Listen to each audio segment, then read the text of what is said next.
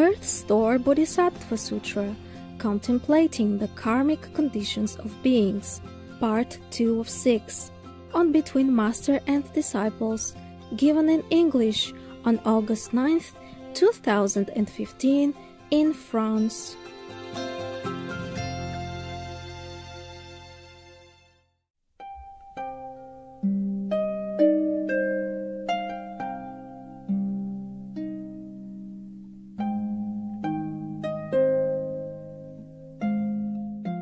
This is a second sin. Beings who shed the Buddha's blood slander the triple jewel, Buddha Sangha teaching, and do not venerate sutras, meaning do not venerate the teaching of the Buddha, which is in written words, will fall into the uninterrupted hell, where for billions of aeons they will seek escape in vain. Same.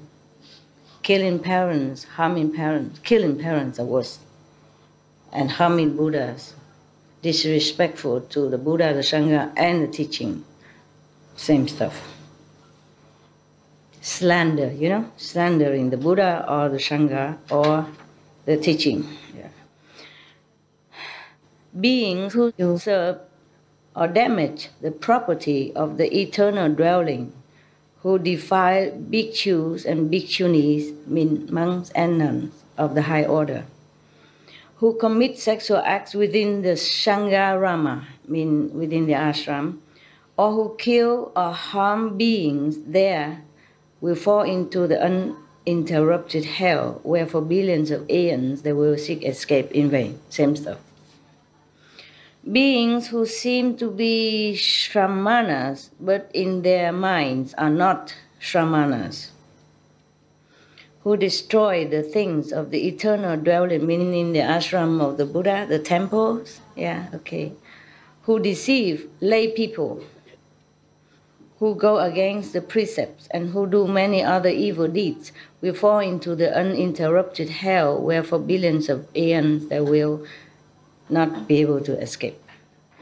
Beings who steal the wealth and property of the eternal dwelling, just say ashram, okay, of the Buddha, the ashram of the Buddhas, including its grains, its food and drink, its clothing, or take anything at all that was not given to them, from the Sangha ground, so Sangha ashram, will fall into the uninterrupted hell, where for billions of aeons they will not be able to escape. Whew. Scary, huh? I didn't know that was so scary. Would you like to continue? Yes. Yeah. Yes or yes or yes? Yeah. You want or not want? I don't force it upon you. Yes or no? You really want it? Yes, Master. Okay. Don't blame me if it gets scarier. If you steal something from someone else, then you won't fall to hell like this. You understand? But it depends on what you steal also, yeah? If you steal and make people hungry and die of starvation because of no money left, then maybe you could go into this hell, but maybe you can escape or lesser hell, yeah? But if you steal things from the Buddha or taking things that's not given to you from the ashram, then it's like that. Yeah, when the Buddha was alive, people can make offering to the Sangha, yeah? Be it medicine or clothing for new monks, and or to replace the old clothes for old monks, etc. If somehow anyone who steals anything from that, medicine, clothes, or anything, without asking permission, without being given, then that's a very great sin, yes? Because why? Because the Buddha and the Sangha, they're pure, they're enlightened saints, and they just don't have anything anymore. They left everything, they sacrificed everything, they deny themselves everything for the sake of all beings in the world as well as in heaven. So these beings, you must take care of them, not take things from them. So that's why. Because if you harm them, meaning you harm all beings in the world and the universe, yes? If they have no more health to take care, to continue the teaching, then of course all beings be harmed, right? The blessing be gone if they die, yeah? And of course, other Buddha will come, but who knows? Maybe the karma is so great on this planet, other Buddha will not come for many other eons of time. In the nature, it's like this. For example, a pack of wolf, even wolf, the leader of the wolf pack eats first, and eats well first, and then the rest for the whole pack. Not because the leader is greedy or the whole pack is stupid. It's just that the leader has to be strong and well in order to lead the pack for their safety, their well-being, to take care of. He, the leader, must always be vigilant and take care of the whole pack. Therefore, he has to be strong, well-fed, ready for action. Capisco? Yes. All right, very good. But in South Africa, I just learned yesterday from your sister, because I invited her to my hut, and I gave her something to eat. She said, normally I give her, I do things, I pack, I do something and give it to her, a sandwich or peel fruit and that. She said, Master, it's okay you do that? I said, why not? I take care of my worker. She said, I should do it for you. I said, are you my boss? She said, on the contrary, the employee should take care. No, because I asked her to check something on the internet for me about the land, so I jokingly say, I'm your boss. I have to take care of my employee, worker. So they say, it should be the opposite. I say, not here. If you're not my boss, I take care. And then I give her a chair to sit, and then, because I have to wash my hand, and the bucket under the sink is already full. I disconnect the pipe from the sink, the water will go to the waste channel. I disconnect it. So if I wash my face, I wash my hand, it goes into a bucket that I put underneath. It's almost full. So I carry it into the toilet area. Later I use it to flush, okay? And she said, Master, let me take care of that. Let me do it. I said, no, you sit there. You're my guest. You sit. You don't work here. And then I done it, and then I come back and put the empty bucket so I can wash my hand. So water go in. And after we both sit and say, it's weird, Master, it's weird. I said, what is weird? She said, it's weird to see you carrying things around while I'm sitting here eating. I said, what's weird about that? It's my work, it's my life. I do this all the time. Only when I cannot, it's too heavy, then I ask the attendant to help. She said, no, in Africa, we don't do this. The elderly don't work like this. If we are around, we help. So it's really a very good education. In India also similar. Even in Philippines similar. And many people look down upon this country thinking, oh, Africa, jungle, tribal stuff, developing world. No, they are really, really educated in important matters. Not in PhD, not in, whatever you call education in this world. Education in this world is very good, but the main point always emphasize that you have to learn well, so get a good job, and then you have a good wife, a good husband, or good money, and buy a house, or buy a good car, blah, blah, blah, blah. Rarely anybody say you must learn well so that you can serve the world in more capacity. And people forget to educate children in proper manner, to respect elderly, take care of the parents. Now the parents just a little bit old and then throw them in the old home. Visit once a month or maybe once every Christmas. And blah, blah, blah, blah. Talking about goodness and all that. This is not right. This is not right. Yeah, our world is not all correct. Yeah? So if you go to Philippines, you must remember, I saw Philippine children, whenever they come home from somewhere, they go and touch the feet of the elderly. Yeah, like, I'm home. I pay homage to you. Their parents or things like that. And if they go, they very respectfully say goodbye. And the Philippines, everybody thinks they send their people outside to work for labor and all that. Well, what can they do in their country? Don't have enough jobs. But to go out to work as a laborer or as housekeeper, using your hand to earn an honest living is not a shame. They're not going out to steal, they're not going out to kill, they're not going out to cheat people. They go out to work, to bring money home. Anywhere work is the same. What's the difference if you work in Philippines, this kind of country? So you go home, think about this. Treat the elderly or whoever needs you. Treat your parents respectfully. That doesn't mean you are uncivilized. That means you're very, very, very, very extra civilized. If a human being doesn't know the basic courtesy to the persons, the first person they ever knew on this planet, the first friends they ever saw on this planet is their parents. The first persons ever nourished them, ever sacrificed for them, wake up all night to feed them, go to work all day to bring food on the table, then this human being is not worth it to call human. And no wonder if they don't treat the parents well, they should go somewhere else.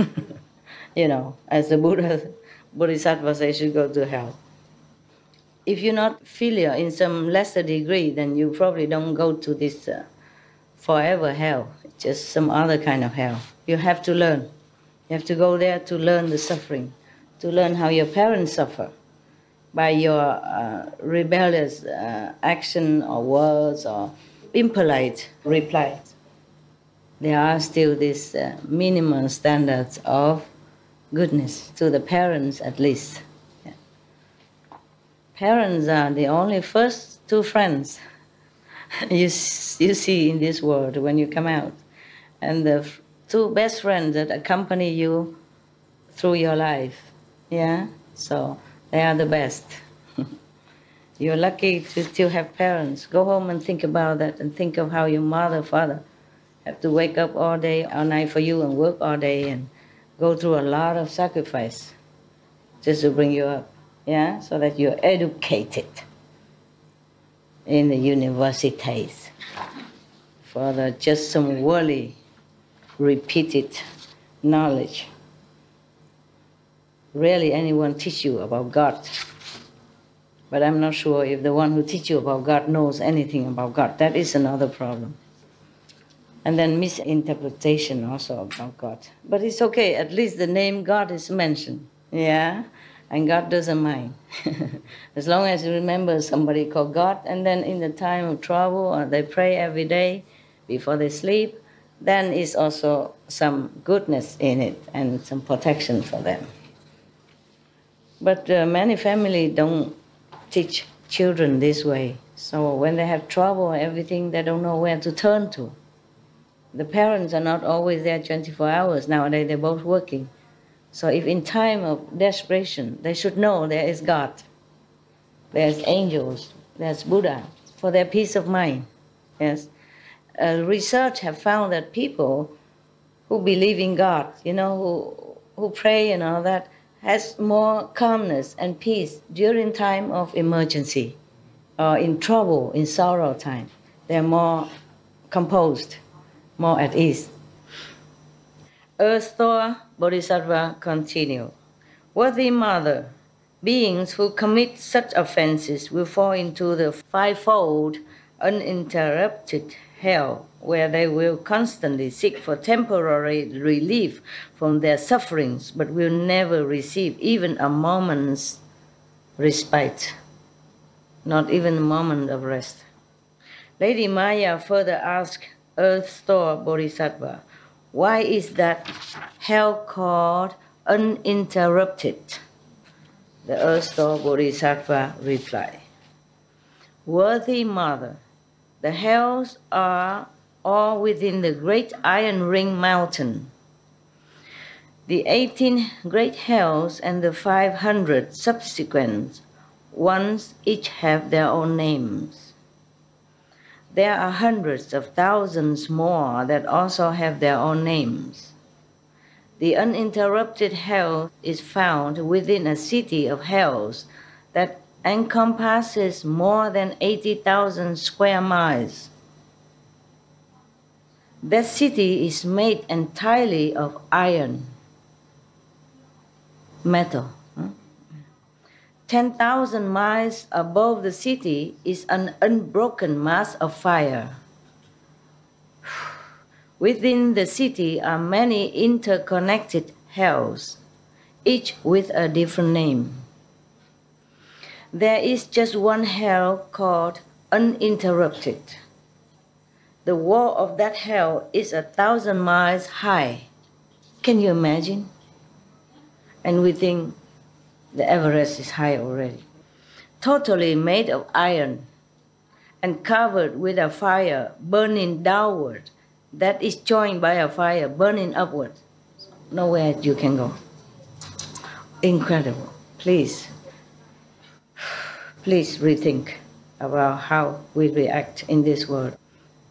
I read some of this before I went to the Himalaya also. I have one at home before. But I don't remember all this, okay? Yes. For example, I read about hell, I just say, okay, all of this about hell, so I read the next page and etc. And then I didn't have always much time. At night, when I have time, I read all this. I read other sutra, you know, the Lotus, the Medicine, the Amitabha, and this one. But don't always remember all of the detail. Yeah. So it's good for me to reread that again also. It's very interesting for me. No one, even the Buddha, will be able to know all this hell except the Bodhisattva earth store. I must tell you that. You know why? Because the Buddha don't always go to hell. He doesn't need to. You know, he will ask someone else go for him. Or even if he go, he don't know all the detail. He don't go all over the hell because he has all the work to do on earth and heaven.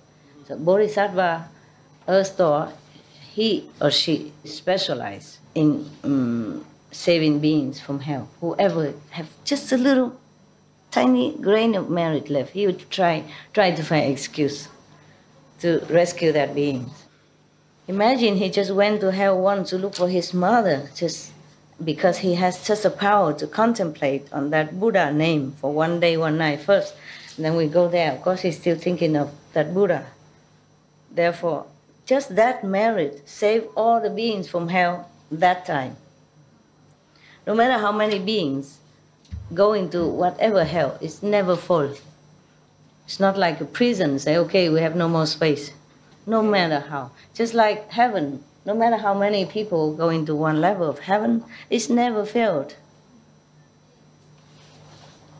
Jesus said, in my Father's house there are many mansions, but not just many mansions, limitless mansions. So don't worry that the Master initiates so many beings, how can they all go to heaven? You all go to heaven. Thank you, Master. Welcome. Welcome.